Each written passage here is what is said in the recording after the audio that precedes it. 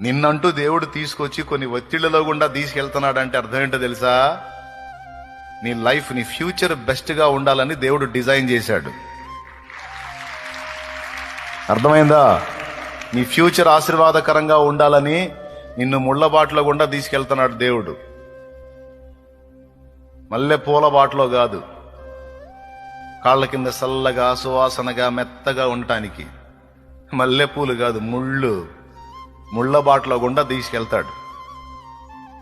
అబ్బో నడవలేకపోతున్నానయ్యా అంటే ఆయన అరచేతులు అడ్డం పెడతాడు. అవసరమైతే నేను నడిచాను, నువ్వు నడు అంటాడు. ఏం ప్రభువా, నువ్వు నన్ను ప్రేమిస్తున్నావు, నాకు ఈ ఎగచాట్లేంది, ఈ బాధలేంది, ఈ ద్వేషాలేంది, ఈ పరిస్థితులేంది అంటే దేవుడు చెప్పే సమాధానం ఒకటే.